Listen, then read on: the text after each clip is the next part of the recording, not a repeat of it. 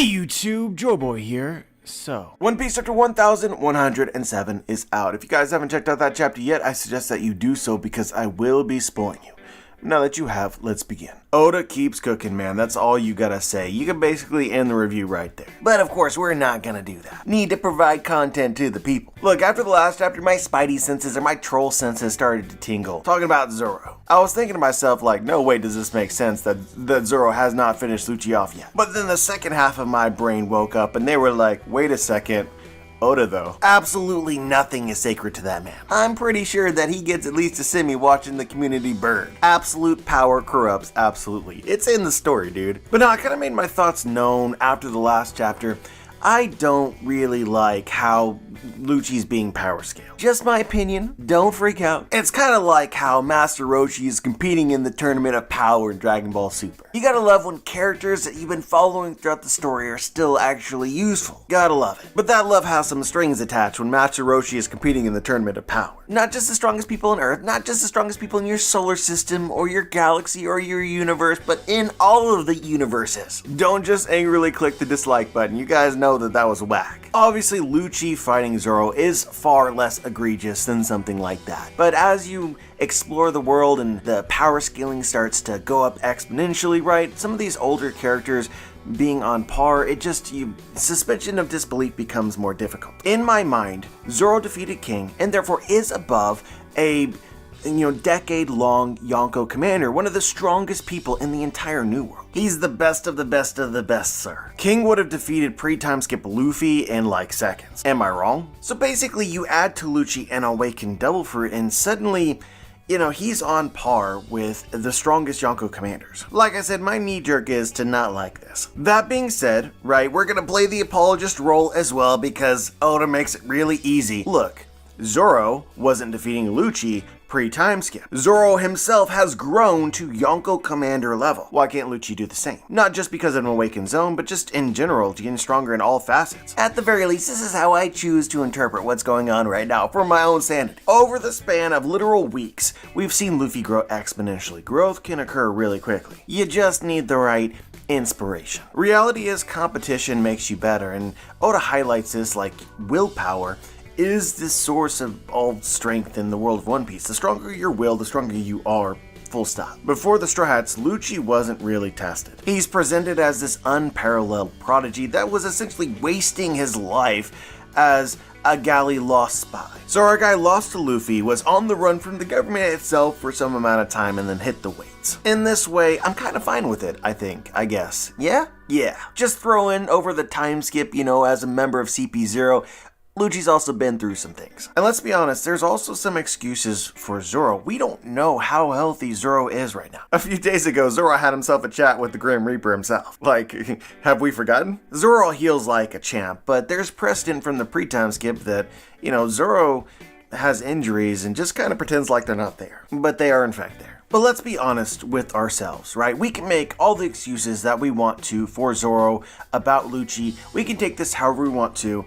It's not within Zoro's nature to do the same. It's just not. Right now, is Zoro good enough? Is Zoro good enough? That is a legitimate question. Jinbei's line as he goes to retrieve Zoro is very, very telling. He said this isn't the time to be picking fights, which implies that Jinbei thinks that Zoro is playing with his food. But then we cut to Zoro and we see that that is not the case. It looks like he's trying to win and is just unable to do so, meaning Zoro hasn't lived up to Jinbei's expectation of him. If Jinbei knew the truth, he would be disappointed. This might be the biggest yikes for Zoro in the entire story. In the first half of the post-time skip, Zoro simply wasn't tested at all. Nobody was a challenge. He then ducked Whole Cake Island because he didn't want that Big Mom smoke. That is actually what happened. While Luffy basically took on a Yonko by himself, which by the way, everyone on the Strat crew, including Zoro, should have known was going to happen. While he was fighting in the mirror world, getting actively stronger, what was Zoro actually doing? What was he actually accomplishing?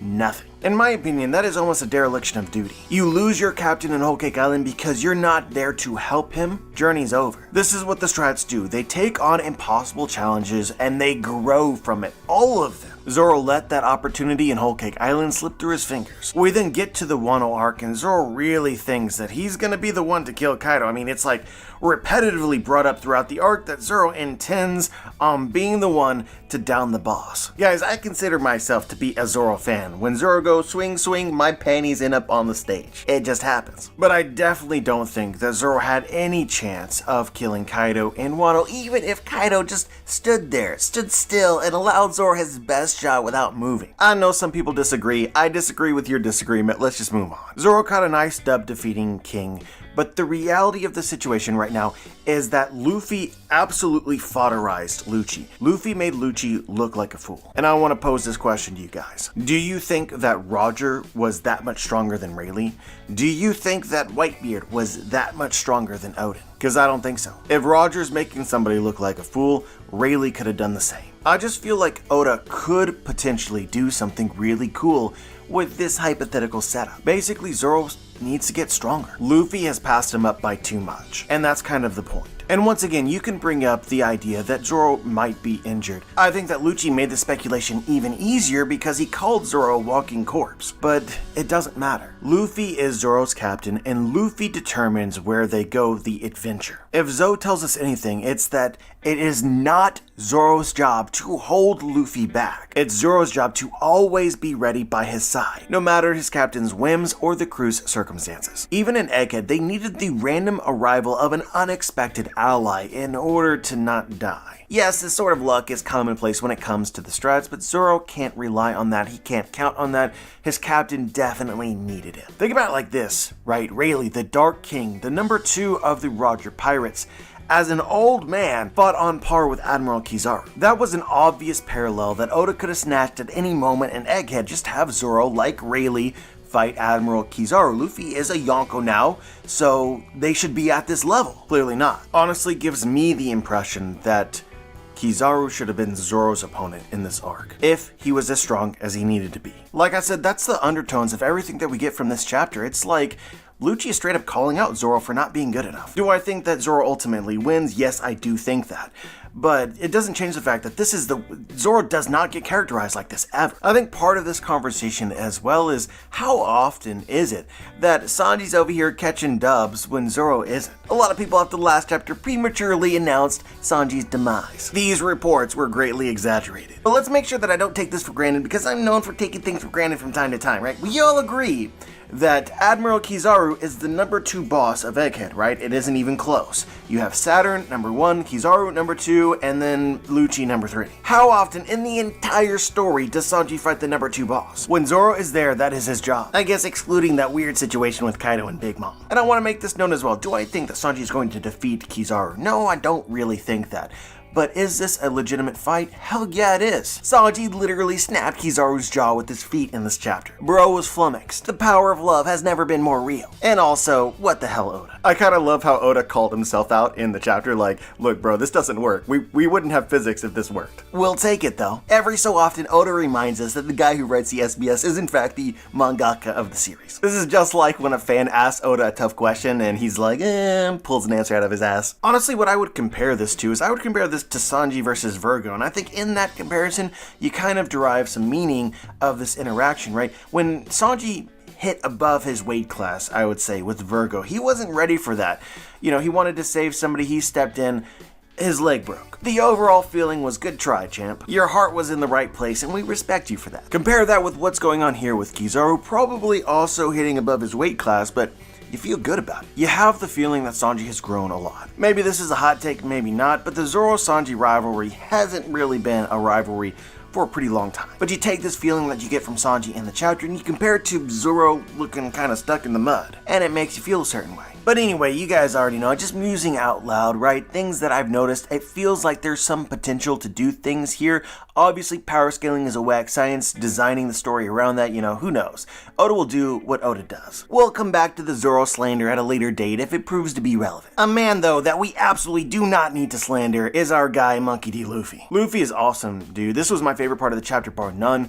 His interaction with Bonnie, literal shivers. The whole dynamic of who Luffy is in the story is changing before our eyes. I mean, he was a celebrity before, but now it's gonna be on a different level entirely. If you'd asked me before how Luffy would handle it, I would have told you that I wasn't really sure, but Look, he took Bonnie's fandom in stride. She was like, show me how it's done, senpai. And he's like, all right, watch this. He could have been strutting like Conor McGregor or Bender from Futurama and it would have made sense. Speaking of things that remind me of other parts of the post-time skip, this reminds me of Luffy and Big Mom and Whole Cake Island, you know? Luffy, in a way, kind of tested himself there, and it didn't go well. It feels like the same basic premise as what's happening here. Throw a punch, trying to escape, right? Just to see what happens. And this time he sent his enemy flying. Now, obviously Saturn isn't defeated, but we're still making gains here. Honestly, I'm curious as to what happens next. Obviously, the goal here is to escape Egghead.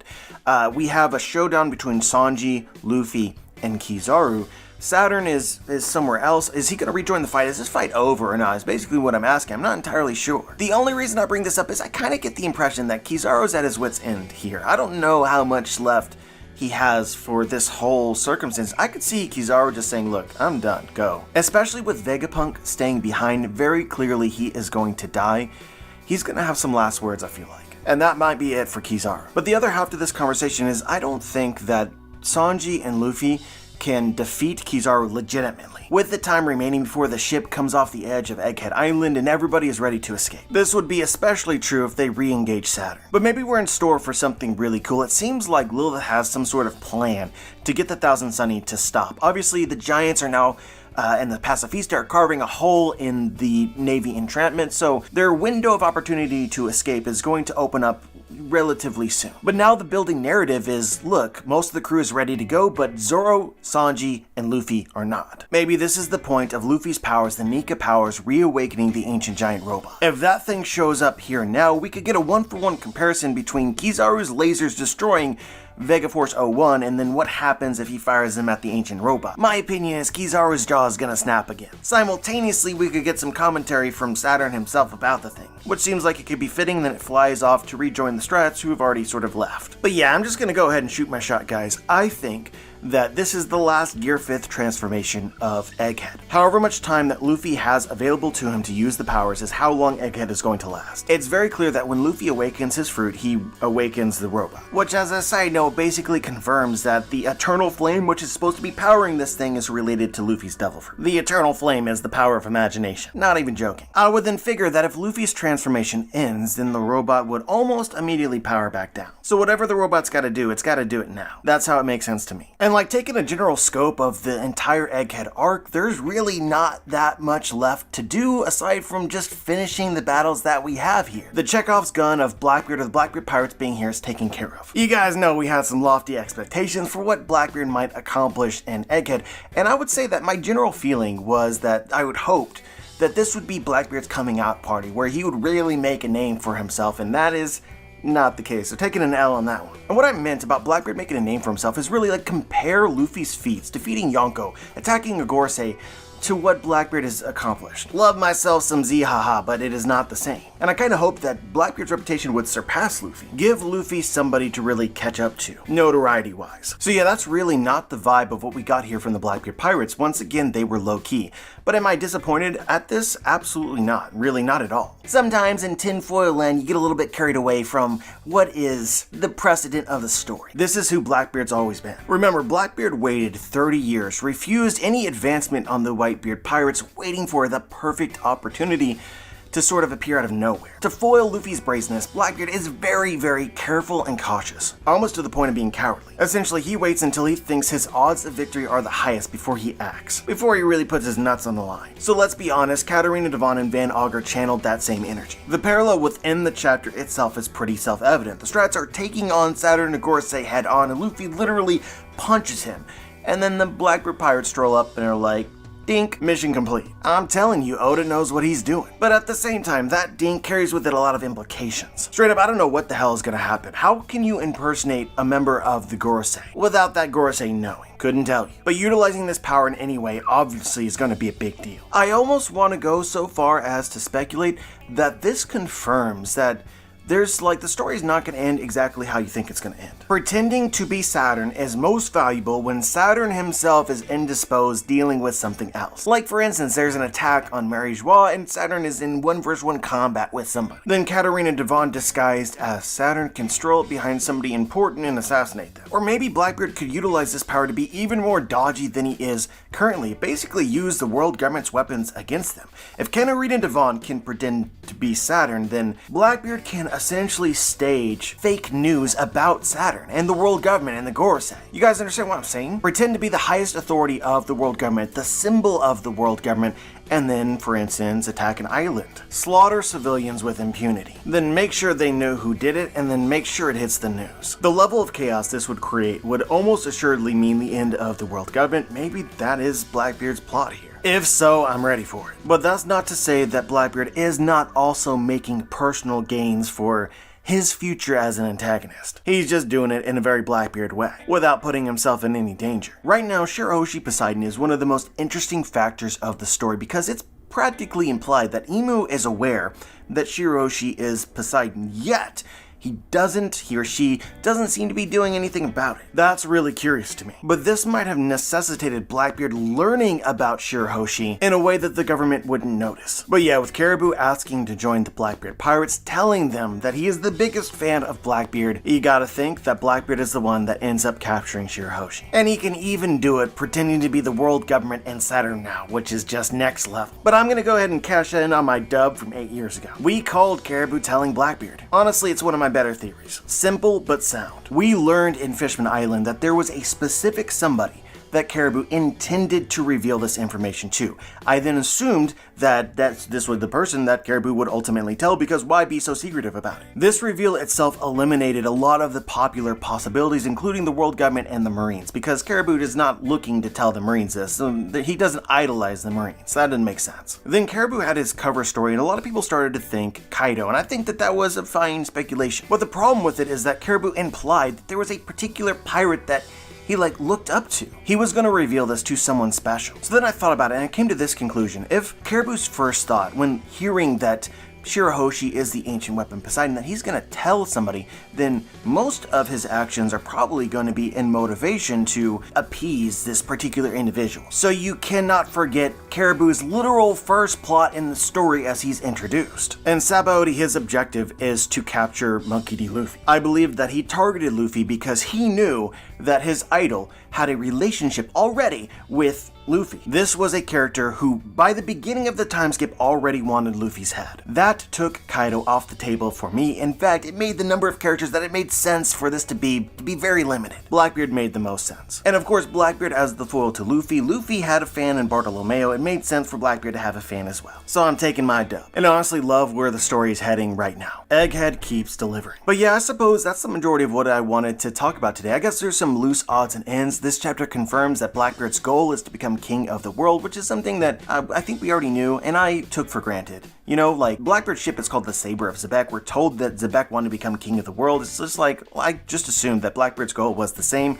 Now we know, for sure. It's also potentially noteworthy that with Caribou probably joining the Blackbeard Pirates, Caribou was there when Luffy stated his dream, so Caribou knows Luffy's dream as well. So we have a reveal of Blackbeard's dream plus Blackbeard obtaining the knowledge of Luffy's dream. Could be significant. We also already knew that there was something strange with Blackbeard's body. His lineage is weird, and that's brought up again. I believe that we are supposed to believe that Blackbeard is a buccaneer because that was another thing that was highlighted recently, that Kuma's race was uniquely suited to becoming a pacifista, and in the same way as Blackbeard, one of the only races that's just described as having a weird constitution. Blackbeard even looks like he could be a buccaneer just physique-wise. If you were to speculate something special about the Buccaneers based on observable phenomenon within the story, I think your first guess is that Buccaneers could potentially possess more than one devil fruit, just the same as Blackbeard. We don't entirely know how this works, but Vegapunk was able to in some way extract Kizaru's lineage factor in order to give the pacifistas their lasers. These lasers are a derivative of Kizaru's light abilities. So with PX0 or Kuma himself, Kuma possesses the Paw Paw fruit, but also possesses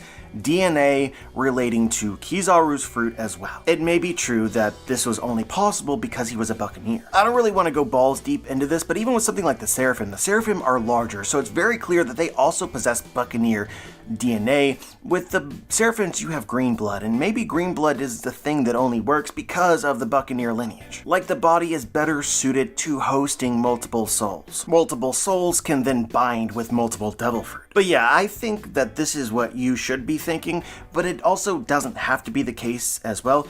You also need to remember that there's aspects of Blackbeard that isn't explained yet, but from the age of 10 it was noted that the dude didn't sleep. That's definitely not normal. Kuma, a Buccaneer, slept. So there's gotta be more as well. Honestly, it would not shock me if Blackbeard was originally a world government experiment, as a child. Could explain how the Gorosei seem to know what is unique about Blackbeard, but we'll see. Obviously loved the chapter, excited to see what's to come, and excited to kind of move on from Egghead and get to Elbaf as well. As always, curious as to what you guys think, whether you know something from the chapter that I might have missed, just share your thoughts. Remember to check out my book, The Booms, links in the description if you guys happen to read it. Please leave a review, let other people know what you thought about it. Like the video, subscribe, click the bell to be notified, join the squad, and as always guys, have a wonderful day.